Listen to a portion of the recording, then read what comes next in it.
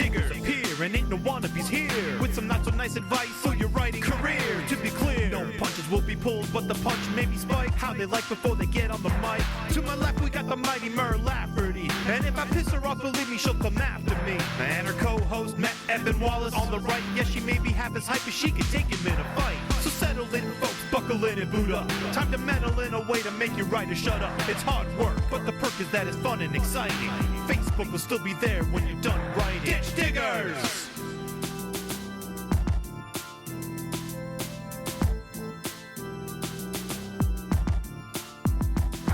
Ditch Diggers! So yeah, this is Ditch Diggers.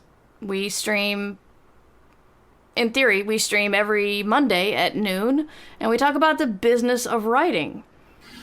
The business. Yeah, I'm Mer Lafferty. I'm an author and podcaster and main host of this show, I guess you could say. And every once in a while I bring on a very knowledgeable friend, usually more knowledgeable than myself, especially in Alasdair's case, to help me co-host. Alasdair, give us your very long CV, but, you know, truncated a little bit because we don't have all day.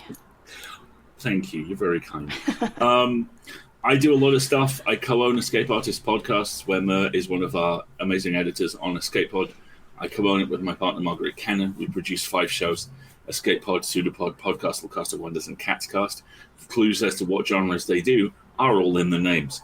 I'm also the lead writer on The Full Lid, which Margaret edits, which is a weekly pop culture fanzine. I'm also a game designer, pop culture journalist, and voice actor. Shit, that is a lot, actually, when you say it out loud. Sorry. I know. Yeah, okay, wow. That's why I told you to truncate it. But you did. You didn't go into, like, details. But I'm delighted to hear you say voice actor with such aplomb. Is aplomb the right word? Thank you. I had one of the things that has made my day, actually, was one of my castmates over on Rogue Maker has just posted what they call Braincast, the actors that they see in the roles for a live action version of Okay. it.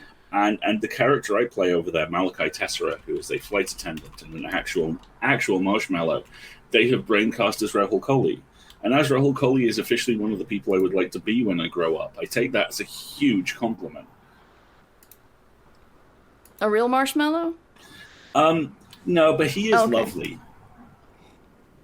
Like, one of the script directions I got for the bonus episode that features him is Malachi gathers himself with all the strength and optimism of a Studio Ghibli heroine. That's nice. I like it. Preemie wants to know when you sleep, Alasdair. Between about 2 and 8. Okay. I actually have also, hi Preemie, how are you?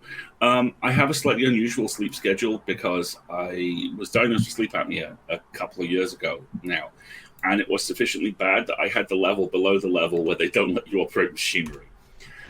So I was getting about 4 hours sleep a night, and it was usually in about 45-minute chunks. I have a very clear memory of a long period where I would wake up, go, stumble into the kitchen, eat a cookie, because obviously eating sugar and carbs when you're having trouble sleeping is what medicine says you should do. And then going back and sleeping for another 45 minutes. About 18 months ago, I was given a formal diagnosis in a CPAP machine. I now average 6 hours sleep a night, pretty much straight through. Woot. Weekends, it is 7 to 8. And my partner has come to generate this running gag where we'll wake up on Saturday morning and she'll go, how much sleep did you get? And I will say 7.5 hours. And I'm about to make it everyone's problem. And she's like, oh, God. You know that old West Wing sequence where Josh is yelling about bring him all the finest muffins and bagels in the land? Yes. And Donna walks off going, it's going to be an unbearable day. There is a very strong energy of that to my weekends at the moment. Nice. Well, you're already a very accomplished person, so once we actually got you enough sleep, you're pretty much unstoppable now, aren't you? I wouldn't go as far as unstoppable, but I can actually, I have relearned your human capacity for joy in the last 18 months, which is nice. Great. You know, I actually found myself a couple of times going, I'm feeling emotions. None of them are cynicism. This is delicious. Excellent. So yeah, we talk about Ditch Diggers, which we talk about the business of writing, and there's a lot of stuff going on that's making a lot of people mad, and for some reason, I'm laughing, and I feel like I'm laughing while Rome burns because I feel bad for laughing. Because people I respect and care about are more upset than I am. Well, I'm just like, it's like, that say, stores are racist. And then someone does a study and they find out retail stores are racist. And everyone's like, oh my God. And I usually laugh at that too, because it's like, where have you been? And so I'm just kind of like, yeah, publishing's fucked. Yeah, the numbers don't make sense. I mean, it sounds, honestly, their economics sound like me trying to do math. Because, for example, when Numbers Ninja was a Girl Scout, there's always the pressure to be Cookie Mom, which is the person who manages all the cookies for the troop when they sell cookies. And you really want to encourage the girls to sell lots of cookies because it helps finance the troop. So Cookie Mom obviously wants more and more cookies. And one of the first times Numbers Ninja went cookie selling, they sold a lot of cookies. And so the living room was full of cookies. And I remember looking at the sheet that said, X person gets these cookies. And I would do the math. It wasn't even math, it was counting. And yet every time I did it, there would always be like a box or two left over. And it would always be a different box depending on when it's like, I cannot count. And they would always be hey, maybe somebody else should be Cookie Mom this year. I'm like, you don't want me. I will make everything terrible. Really. And it's things like that make, when you hear about, for example, if anybody's not in publishing or not selling books and don't know about this, when you hear about like New York Times bestseller list, that sounds like they went out and counted all the books that sold that first week. No. Yeah. No, it's book list who counts. I don't even know what book list counts, but I know they don't count indie bookstores. So it's like it counts major bookstores, I think. Probably counts Amazon at this point. But it's like, so the math of how many books have I sold is not even right. And yeah, speaking of being held together by spit and twine. So it's like, I wanted to talk about the Penguin Random House, which, full disclosure, owns Ace, my publisher. So we're talking about I was going to say Big Daddy, but that sounds wrong. So I'm very fond of the John Oliver term of business daddy. Business daddy, yes. That's much better. Thank you. So this is my business daddy. Just, I don't know why that would matter, because I'm not going to say a lot of nice things, but anyway, it's there. So Alasdair, why don't you tell us what is going on, because you have the clear view of across the pond, and you're also better read than I am. Yes, the clear view from Bigot Island. Splendid. Okay, we really need to. There are two stories going on at the same time here, and delightfully, they're both equally terrible. There is the fact that Penguin Random House, as I understand it, being sued by the Department of Justice for, pick something. Antitrust? I believe it's antitrust. Yes, because they want to take. Do you remember when it used to be the Big Six? Remember that? Now it's the Big Five. Yeah, and they want to make it the Big Four by eating up another major company. Yeah, that one in the end started to look real nervous. Mm-hmm. Yeah, and that trial is a descent into hell.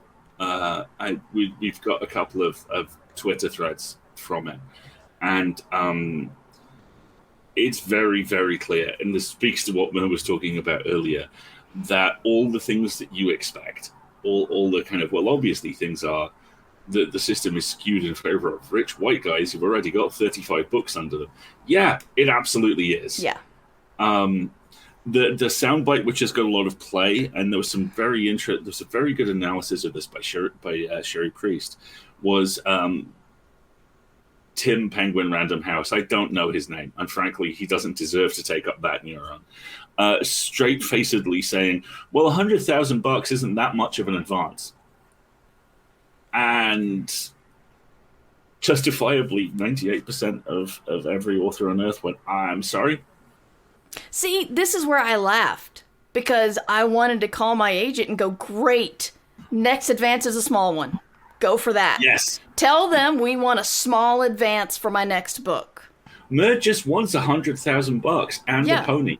I mean, we can sign this now. I've brought the papers and the crayon. Let's go. Yeah, fairly small. Fairly small. It's just some money. It's not all the money. I mean, do you want to give her all the money? If you do, well, let's talk about that. But it's only some. And, you know, this is the first thing that caused a lot of people to justifiably rage puke. The second thing was the point where he was asked what the mid list was and basically said, I don't know. Yeah. So the mid list, which is where 98% of every author on Earth lives, and which is used as both a stick to beat them with and as a destination for people to reach, is a lie. Like money and calories. You know, it's just, you're just a mid-list author. Does that mean I'm not James Patterson? Yeah. It doesn't not mean that. So what is basically happening is, you know, Tristan Widgety Grubb, Penguin Random House III, is giving evidence, and the Department of Justice is asking him questions. And he's basically saying, no, mostly I just have money. Yeah. My authors can't. Yeah, another thing I liked was the questioning was leading to, if you acquire another big publisher, that means there will be fewer publishers fighting over books, which means authors will end up with worse deals. And he's like, no, because our editors push for good advances. So, and I'm like, yeah, because you don't tell the editors how much money they have to spend. They're just like, yeah, give them that fairly small advance. I think everybody deserves a fairly small advance. And that someone's pointing out that, so you pay like a large advance for a book. Does that match the amount of marketing money you put in to sell said book to make back your advance money? And he's like, no. And he said he didn't really know how that math worked. It's something magical. We just kind of shove some money at book and money comes back. And I'm a CEO, so I'm cool. To quote the patron saint of terrified, over-articulate British men, I am good at business. Mm-hmm. I'm looking at the Twitter thread now, and there are a couple of choice quotes delivered just under an hour ago. Oh, boy. Weisberg speaking to the changing face of book biz publicity in the internet era. This is a business of one-to-one, word-to-mouth. It's never been any different. It's just that the devices have changed. Let's move on. We're a certain sized company. This is a business of risk. If you make enough big bets and they fail, you have a problem. So we try to make sure we make the right bets. And coming hot on the heels of that, Weisberg on what happens if a book with a big advance doesn't work out. If you fail on your big bets, that means others are going to have to work to offset that. Now, I'm always very careful with quotes like this to try and be aware of my own privilege and, frankly, my own class-related rage. But those quotes, when placed together, I fully admit might not be the context in which they were delivered. Look an awful lot like, well, really, we only care about 5 aging white guys, and they're going to earn all our money for us. And if they turn in a shitty book or a book that doesn't sell very well, we're just going to punish everybody else. I mean, am I misreading that? Because that's what I'm seeing. Nope. That's pretty much it. Yeah, that's,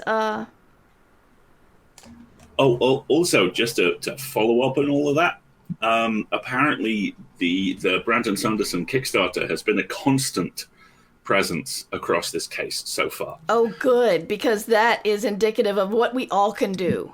Absolutely, it is. This is from 1 hour ago again. By the way, this Twitter thread is from John Mayer, not John Mayer of John Mayer's Blues Explosion. No, that's John Spencer, sorry. This is John Mayer from Publishers Weekly. We are yet again talking about Brandon Sanderson's Kickstarter to investigate whether it stands as proof that self-publishing is a major competitor to the Big Five. Oh my God. Weisberg on whether Sanderson will ever have the opportunity to publish books with Macmillan in the future. Yes, as much as he wants. I'm sure every indie pub and small press author out there who reads that goes, fucking great. I'm going to push some stuff out through Kickstarter, and then Macmillan will just bang the door down for me, and it will be fine. Yeah, all right. All right, you guys should be happy I'm not fiddling while Rome burns anymore. Preemie says, I think every quote that comes out of this makes me scream. I missed it, but I'm going to move into a sea cave and write my books on dried kelp. Marketing departments just collectively staring into the middle distance. This is an interesting one. By the way, full disclosure, Weisberg, the individual giving evidence at the moment, is from Macmillan, not from PRH. So, yeah, Tristram Hiram PRH, the third of the Chicago PRHs, is not presently on the stand. And I will change his name every time I mention him until it's funny. I'll do this. I will do this. No, it is funny. Alasdair has the best insults of anybody I know. He really does, and I'm thinking only like 65% of it is because he's British. I stand next to a Californian lawyer a lot. It rubs off. Yeah, you still insult a lot faster and off the cuff than anybody I know. Christian Writing wants to know: is this because a lot of people mistakenly believe that publishing is a meritocracy? So if someone, Brandon Sanderson, can do it, so can you. Yeah, basically. That's a really big part of it. I forget who it was, possibly because I'm enjoying, as I said previously, the concept of human joy. Therefore, I wanted to try and maintain it. But a relatively major author literally did if Brandon Sanderson can do it, so can you, when the Kickstarter hit. And no one pointed out to them that if this independently wealthy millionaire with a staff of literally 35 people can do this, so can you, individual author. Yeah. Was literally what they were saying. Yeah. It's just... Okay, so, I think I fall a little bit into... Assuming everybody has already heard everything I had to say about this, so I'm going to try to sum up. If you don't know... Brandon Sanderson made all the money in the world by doing a Kickstarter by saying, oh, I just accidentally wrote 4 giant books during the pandemic and I'm selling them to you. And I want to sidebar real quick here because I don't want to derail you, but there's a thing which I saw an awful lot of people talk about when this happened, which was, oh, this is just sour grapes. It's not sour grapes. An awful lot of the very bad feeling that headed this thing's way was entirely because no one in Sanderson's organization sat him down and bluntly went, you know that video where you go, oops, I accidentally wrote 4 books. Yeah, it's not funny. You actually come across like a dick. Yeah. So much of this was tone of voice. Yeah. Even if the project itself was very good intentioned. And I'm being very diplomatic. I got to be honest, I've had an indirect experience of Sanderson and it wasn't especially pleasant, but I have friends who know him and get on really well with him. But and he did do some good stuff on Kickstarter. I heard he pushed a lot of programs over it. But I'm sorry, you were saying? He did, absolutely. But the thing which is getting lost, I think, in the fact that, the never-ending war zone that is publishing, is that he would have had far less of a public relations issue if he had presented that boldly, I think is the best way I can describe it. If that video, instead of, oh, hello, didn't see you there, was, hi everyone, Brandon here. So I know things are really tough, and I know the pandemic has been very stressful and continues to be. And you know what? I've actually dealt with it by writing 4 books. None of them are under contract, but I'm really proud of all of them, and I want to bring them to you. And here's how. Yeah. And I know I'm backseat editing, and bluntly, I don't care, because the arrogance and the privilege inherent in the snarky approach, even if it wasn't intentional, pissed off so many people. Yeah. And it's the difference between going, yeah, I did this, and I'm trying to help, and hey, check me out. And that's it. It's a lesson no one in Sanderson's position learns. It's so depressing. Well, I mean, he made $41 million. Why does he need to learn any lessons? Joy, I'm attempting to embrace joy. I know. But anyway, it made a lot of people angry, in part because now people are looking at Kickstarter as this can be a viable way to make your living. And self-publishing is super easy all of a sudden. And, without looking at who is Brandon Sanderson, he is already multimillionaire, best-selling author. He sneezes and people will spend money to buy the Kleenex. And he has a staff. He is not a solo guy. So not only is this, writing is his full-time job, but he also has a staff to help him do these things. Most self-published people, as y'all in the chat can attest, you're doing this all your own. And if you're spending money, you're spending your money, and you're taking your time away from writing in order to do all the other work.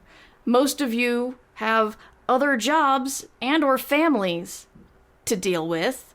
It's just, he is so far of an outlier, he's actually come around the other way. So, it's like, even if you love him and think what he did was great, you still can't deny that it's harmful to small press, self-publishing, indie publishing. It's harmful to everybody in that realm because he suddenly made it look easy. And so, because he can do it, we all can do it. Well, yeah, we all can do it, but we're not going to get that kind of return. And also, he has been writing and building his audience for decades. It's personal smugness aside, he has his very dedicated fandom. I don't have that.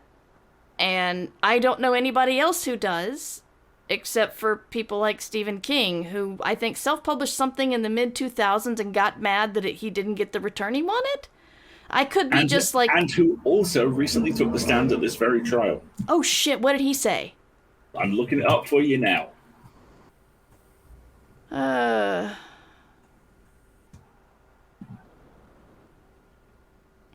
Stephen King testifies that merger between publishing giants would hurt writers. Oh, well, that's good. Yes. Mr. King testified as a witness for the government, which has filed a lawsuit in U.S. District Court for the District of Columbia, aiming to stop the $2.18 billion acquisition. Yeah. I'm just going to try and get... Here we are. Consolidation is bad for competition, Mr. King said. Baum said that when he started in the publishing business in the 1970s, there were hundreds of imprints, and he shopped his work around without an agent. The number of publishers has since dwindled, he said, as competing businesses were subsumed or collapsed. With fewer imprints competing for business, advances have slowly dwindled, particularly for writers without a track record of sales. It becomes tougher and tougher for writers to find enough money to live on. There comes a point, he says, if you're very, very fortunate, that you can stop following your bank account and start following your heart. And basically, I mean, King, no one is perfect. And King has said some stuff which isn't great. But the fact that King has shown up and gone, no, this is a system that sustains me, and it's awful. Yeah, no, that's classy. Is an act of unabashed courage. Yeah. You compare that to, I believe it was Patterson a couple of months ago, who literally bleated, but what about the white mans? What about the old white guys? What books will we get aside from all of them? I need to start getting some really rude things to hold up at times like this. Or a bottle of gin. It is good that King said that. I remember a friend of mine said he tried to go to a talk about authors and finances, I don't remember specifically what it was, by Nicholas Sparks.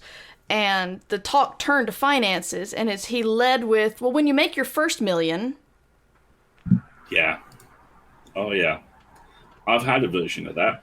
I won't say who it was because this individual is not with us anymore. But one of the first WorldCons I attended, I went to a panel about how to start an anthology, which was run by an author who had put together many, many anthologies. And literally the first thing they said was, well, the first thing you do is you get your editor drunk. Or the first thing you do is you find your editor and you get them to give you $10,000.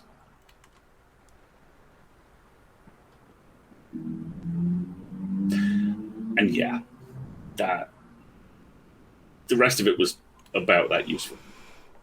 So if you don't know, an average first advance for a lot of authors is between 5 and 10,000, I believe.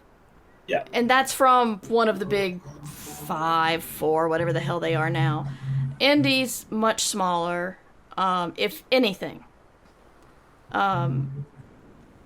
And I've done the math before. I feel like I need to do it every once in a while because everyone still doesn't understand what an advance is. But when you hear a big advance, even when you hear a 6-figure advance, that is not enough to sustain an author's, to replace a day job. And you might think, well, I make $50,000 a year. I would love to have a $100,000 advance. Well, you don't get that all at once. It's given out over time as different, and it's usually for more than one book. So that's definitely just given out over time as you turn in drafts, as books hit the shelves, and we're talking years. So yeah, 100,000 sounds great right now, but 100,000 over 4 or 5 years, not a lot.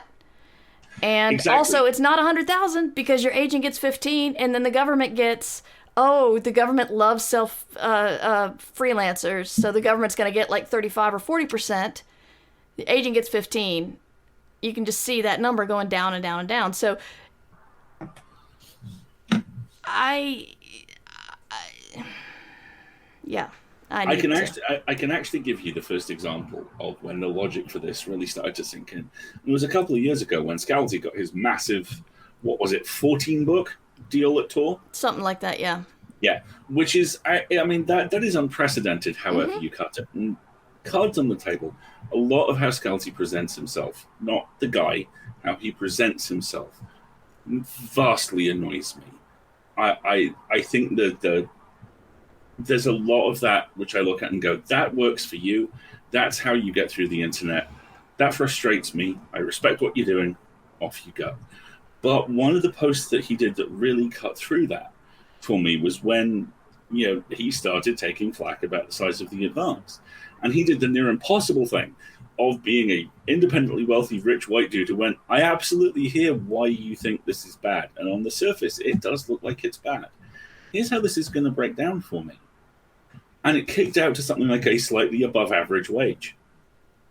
Because it's going to be over 15, 16 years. Yeah. It's the same point that Cherie Priest made in the same thread. And it's the same point you make here. 100,000 gets you a headline. It doesn't get you a house. And I'm not saying that authors should be paid huge amounts of fuck you money. I'm saying authors should be paid fairly for what they do, and I can count the amount of authors who are on the fingers of the hands of this Wile E. Coyote minifigure I'm currently playing with, and he has claws. Yeah. The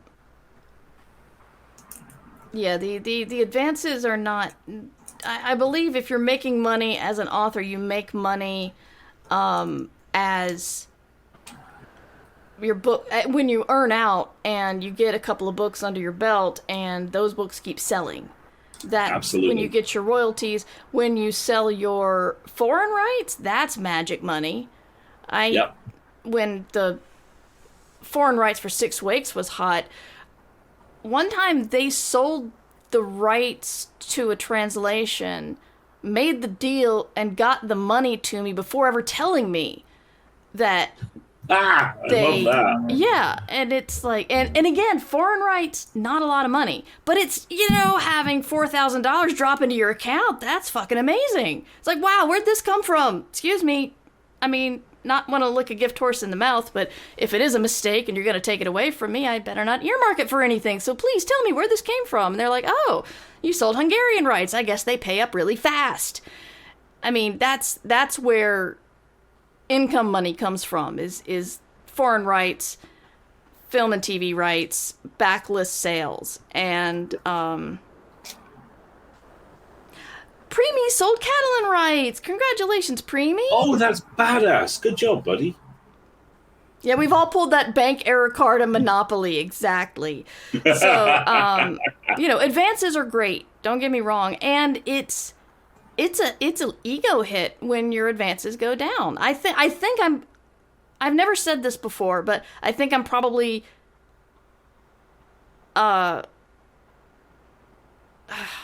talking about money is really hard, and it's extra hard when you're a woman. Of course. But I'll tell you what I made on my first 3 books. When I got my first deal, and they will sometimes pay more for a new author, sort of betting on them. For Shambling Guide and Ghost Train to New Orleans, I made $15,000 each, which meant a third of both on signing, a third of each as their final drafts were turned in, and a third when each was published over a period of like 3 years. They didn't like how that sold. They were not happy with the sales. The advance earned out, but so yeah, I've never said this. 6 Weeks, my Hugo and Nebula and Philip K. Dick nominated murder mystery. They reduced my advance to 10, and fully aware that I know people get smaller advances, but taking a 30% hit was big to the ego. I'm like, how can you say you want this book when you don't want it as much as the ones who didn't sell? You literally want this book 30% less than the last ones. Yeah, and I was not happy with it, but we decided to go with it because my agent pointed out that I wouldn't have had anything. Words are hard. I was going to have had tenses are hard, Alasdair. English is hard. It's all your fault. Your and your people in Bigot Island. I have no problem accepting every ounce of responsibility. Thank you. Basically, by the time 6 Weeks was going to come out, it will have been several years without a book. And so if we started from scratch finding a new publisher, it was going to add to that. And so I decided to take the smaller advance. And I earned out in 4 months. And it might have been less than 4 months. It was 4 months when I checked. I checked my sales and realized I'd already earned out. So that was nice. That's the one good thing about low advances is sometimes it's like, wow, you earn out really fast and start getting royalties immediately. And then they didn't want a sequel, but that's a different Ditch Diggers, isn't it? Oh, God. But yeah, it's like, yeah, weird that they pay according to past performance rather than the potential value of the current project. Exactly. Mur, I will take you out for lunch and we will eat cake about it. Yes. Yes. Preemie's 6 books, 17 award nominations. Still haven't broken a 5-figure advance. Damn, Preemie. And at least 1 win, right? Right? That is fucking criminal. So, but dudes do good. Dudes, yeah, they much better. And chances. Yeah, I'm acutely aware that everything that we're talking about is incredibly depressing because it's incredibly depressing. But the thing we have to look at in and amongst all of this, and it is a crumb of positivity, but nothing more, but it is absolutely there, is that for the first time, I would argue, in living memory, this problem is being talked about. Mm-hmm. That's true. And we know from bitter experience that means almost nothing. But it means something. And you just stepped on the one crumb of hope you gave me, Alasdair. If this is a problem that's being talked about and looked at, then that means it's a problem that people are more aware of. Yeah. And if people are more aware of it, then whilst the wheels of justice grind infinitesimally slowly, they do grind. Yeah. And I hate being the guy going, yeah, everything sucks, but it won't suck forever, because I've been fed that line of crap my entire fucking life in every conceivable way. Yeah. And the thing I hate about it is it's true. You know, it's... What, that it won't suck forever? That it doesn't... The process doesn't move faster. Oh, yeah. The process of change doesn't move faster. I mean, to give you some context, Patterson, who was the wearer all the books for the white guys, idiot, inside about 2 days went, oh, I'm very sorry.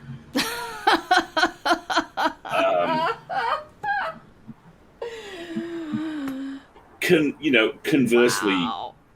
and I won't name names for two reasons. The pleasant one is because I don't want to cause any trouble, and the unpleasant one is because I doubt anyone on this call will have heard of them. And that's not a slam on you, that's a slam on this author.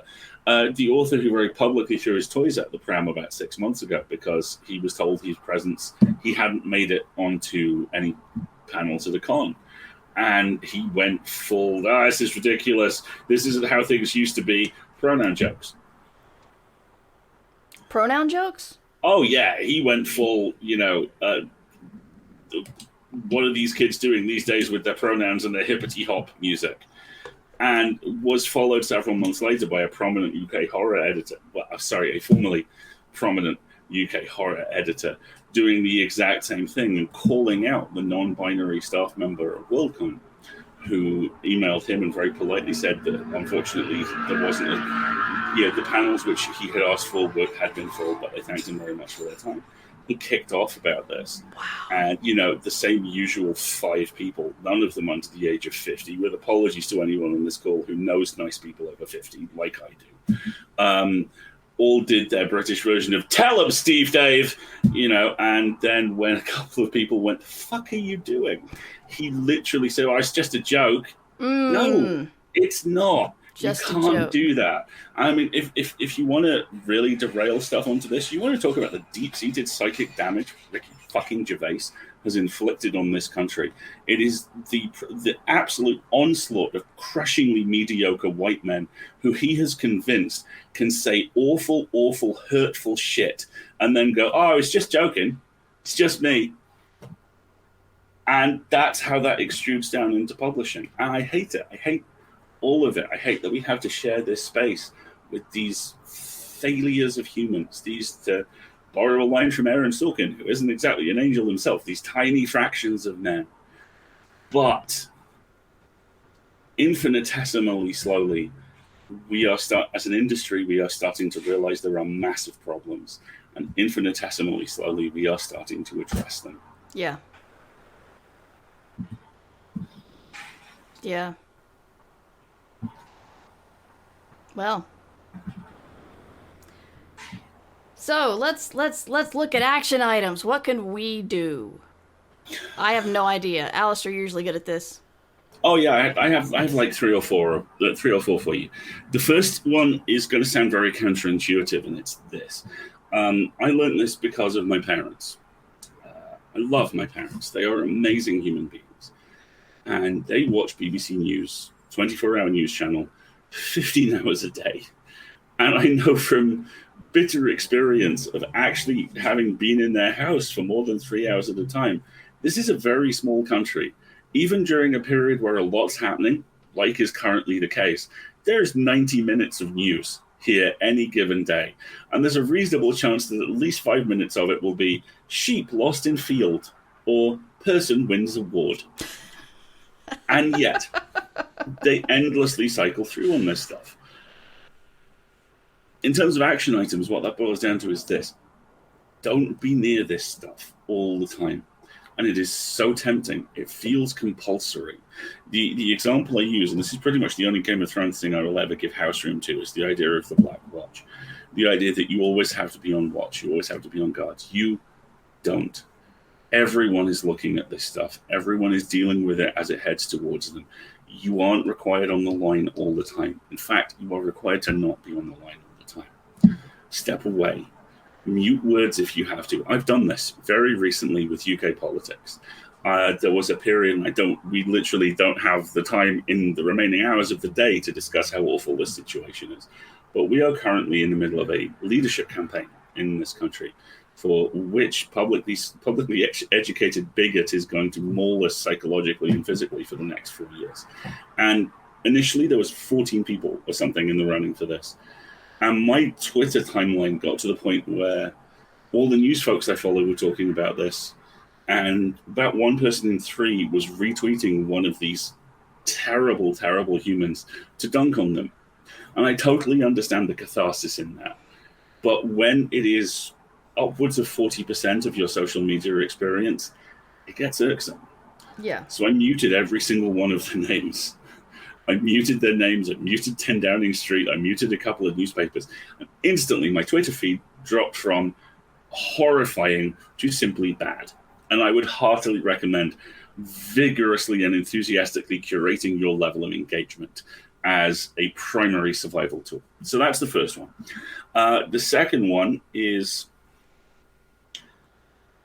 the future is not, despite what anybody is trying to tell you, in Penguin Random House or Macmillan or whichever corporate Zaibatsu all of them ultimately form into. And we can only hope leave the planet to go punch some alien megacorp in a kaiju-style Voltron throwdown. Woo! The future is small. The future is independent. The future is renewable. The future is homemade. A lot of my day job at the moment is dealing with research into recycling and renewable energy and all that kind of stuff. That cultural mindset, that can I use this on this level? Can I do this in a manner which is scaled responsibly? That is going to be the wave that breaks across the planet at some point in the next 10 years. And in publishing, that is going to be the realization that you don't, if the chances of scaling the walls of the fortress of the big two, as they will probably be by that point, is so small, don't scale the walls. Go somewhere else, build an audience, small, and keep doing it. And I know about a third of the people listening to this right now are going, fuck you, that's impossible. I know this because I have been those people. 6 years ago, I was miserable creatively. I was doing minimum wage and lower pop culture journalism for sites that couldn't give a shit about me. Ironically, the one site that genuinely really liked me has never been able to pay me, and I still write for them now. They're the only one. I expressed the fact that I was creatively unfulfilled to my partner. The moment I realized this was when I was coming home on an 11 o'clock train, which was 2 carriages with 5 carriages worth of people in it, from a play which I had to pay for my own ticket for, pay for my own transport to, and which I was going to be paid £10 for writing about, which was half the price of my ticket. And Marguerite said, you know what? You need to set up your own voice. You need to set up somewhere which is just your platform for you. And I was like, that's impossible. I can't do it. 6 years later, my newsletter is on its 2nd Hugo nomination. Woo! And I don't say that as a fuck you. I don't say that as a gotcha. I say that in an effort to roll the rope ladder down the mountain behind me. And I am barely off the fucking ground myself, but I have made some progress. It can be done. I promise. Third thing, further to supporting independence, I'm going to drop a website in the chat for Mer, which hopefully it will work, and she can drop in the show notes. This is specifically for US bookstores. It is for an independent bookstore finder. Because, like I say, the future is small and the future is sustainable. If you're an author, you build your audience through individual bookshops. If you're a reader, you order your books through individual bookshops, and you are okay with the fact that it might take a little bit longer. By the way, we don't have time to cover this, but right now, Waterstones, which is the primary bookshop chain in the UK, has functionally not ordered new stock for 6 weeks. This is because they are stepping over to a new warehousing platform. Booksellers are being abused by customers. Customers are being charged for books they haven't received. The company is off the record telling people to just use it as an excuse to push back stock. This is an industry that does not care about you. And I don't say that in a storm the barricades kind of way, tempting as it is, and I'm sure someone will be along to do that in a moment. I say that in probably my last point of action, which is manage your expectations. And I don't mean embrace disappointment. I don't mean think smaller. I mean think cleverer and think kinder. Work out what you're doing that can help you. Not your publisher, not your editor, not your agent. Help you. Yeah. And then help the people around you. Can you do a signing at a local bookstore? Is there an indie press near you? Do you have the capacity to start a newsletter or something like that? I know enough creatives to know we all have that tank that never stops filling in us, and it's got to come out. The secret now, from my point of view, is not to work out how to get it out in a way where, you get your TV appearances and you get your book in a window at Waterstones. The secret is to get it to come out in a way which matters, in a way which is your own personal voice, which can help you and help those around you. Because none of the problems which we face can be solved individually, but every single one of those problems is made of problems that can be. Work your career the way you want to work it. Don't be a dick. Build. Hold the door open for other people. Yeah. Don't stop moving, and don't take any shit.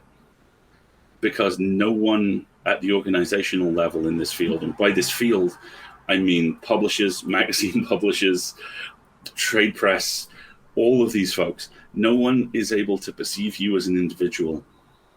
And the big five or the big two, or, Tristram, Witchetty Grub, Penguin Random House, whoever the hell. It's not that they don't care about you, it's that they don't understand you exist, let alone to care about you. Yeah. Stop caring about them. Do what you need to do and take other people with you. That's kind of what I got. All right. That's good. I like it. Cool. Thank you, Alasdair. Kids Are Asleep was very sweet to not let me show my email to everybody on the stream, which is what would have happened had I gone to my email and tried to grab a URL. So I begged Kids Are Asleep to post it. There's a Station Eternity giveaway at Goodreads again. That is in the chat now. Alasdair, you are always good for terrible insults to people and hope, and I love having you on this show because you give both very eloquently and helpfully. And thank you so much. I mean, there's a reason why your newsletter has gotten so much accolades, and it's because you're amazing. And likewise, buddy. Thank you. I always love having you on because you do give hope, because things just feel really dark right now. And yes, I was joking that I was fiddling while Rome burned, but a lot of it's just sitting down and going, well, there's nothing else I can do, so I'll just laugh, and which isn't very helpful either. The moment I think of a lot, I identify tremendously with the MCU version of Bruce Banner. And the moment I find myself thinking of an awful lot is in the first Avengers movie, where he meets Cap and has that line about, so are we going to be in a submarine? Because I feel like it would be bad if they put me in a submarine. And then the rotors fire up and the helicarrier takes off. And just the way Bruce chuckles, he goes, oh, this is much worse. That feels like a solid vibe for a lot of publishing right now. Like, have we made the worst choice? Yeah. Cool. Okay. Thanks. Yeah. Good times. Yeah. But, guys, giving up is not... It is an option. I mean, I'm not going to put anybody down for making that decision for themselves in a healthy manner. Some people just decide it's not for them. But letting them beat you is not... You can't... You shouldn't let that happen. That's a really important linguistic distinction. You are the only... I know a lot of very chest-pounding authors who would argue this point. You are the only person you're competing with. Yeah. And if you're only going on because you're like, I'm going to fucking show them, don't. Work out what you need to do and do it. I had a conversation with a friend earlier today who has been working flat out on a short story for 3 weeks. And they explained it to me. And I said, it sounds like you're not having very much fun. And they said, not really. And I said, do you need me to give you permission to write something else? And there was this long, long silence on the other end of the line, followed by, yes, please. I give you permission to write something else. Thank you. Oh, my God. Learn. We are systemically devalued by the industry that we operate in. Don't listen to it. Learn to listen, to hear, to feel what you need to feel, and then do that. Yeah. That is excellent. Alasdair, remind us where to find you. I'm going to put your link in the chat, I hope. We'll see if the bot agrees. And there we go. Hooray! The best place to start with me is probably alasdairstuart.com, my homepage. That's in the process of a pretty chunky reboot at the moment. You can't see any of it. We're building it off-site, but it's going to roll out really soon. That's going to have all the details for the full lid, the pop culture newsletter that I write and Marguerite edits, details of the Escape Artist podcast, which you can also find at eapodcasts.net, I believe, if you want to take a look at those, and also my voice acting. Failing all of that, I can be found on Twitter at Alasdair Stuart, which is spelled the way you don't think it's spelled, which is SD as in Derek, AIRSTUART. And I'm Mer Lafferty, and you can find me at mightymur@gmail.com, and which is where you email me. That's not a website. Merverse.com is where that lives, and I stream on Twitch Mondays at noon usually, and then Tuesday, Wednesday, Thursday at 3 p.m. Eastern Time. And my book, Station Eternity, is coming out in October, and U.S. readers will be able to enter into a chance to win on Goodreads, as Kids Are Asleep just posted. And we do Ditch Diggers every Monday, and I have a rotating group of guest stars, and Alasdair joins me from time to time, and always is such a valued member. Thank you, Alasdair. You're awesome. Everybody in the chat wants to be your friend. Alasdair is officially my electric monk because he believes in me when I can't. It's an obscure Douglas Adams reference to Long Dark Tea Time of the Soul. I never remember which one is which. It's either Long Dark Tea Time or Holistic Detective Agency. Well, yeah, but those are the only two. Oh yeah, because Salmon of Doubt is kind of 3/4 of a book. Yeah. So anyway, Alasdair, it brings the concept of the electric monk, because dishwashers are electric things that wash dishes for you, and electric monks are electric things that believe for you. And so when I can't believe in myself, Alasdair kind of hits me on the side of the head metaphorically and says, "All right, I'll take care of it. I'll believe for you, and then you go do the work, and then you'll find out I'm right." And then he really, really likes to gloat when good things happen to me. I am unbearable. He is. He's terrible. I wallow. Alasdair, you're one of the best people I know. Thank you so much. Oh, thanks, buddy. Likewise. This podcast was produced under Creative Commons Attribution, Non-Commercial, No Derivatives License. Music provided by Devo Spice, devospice.com. Ditch Diggers! This is a free podcast brought to you by the kindness of our patrons.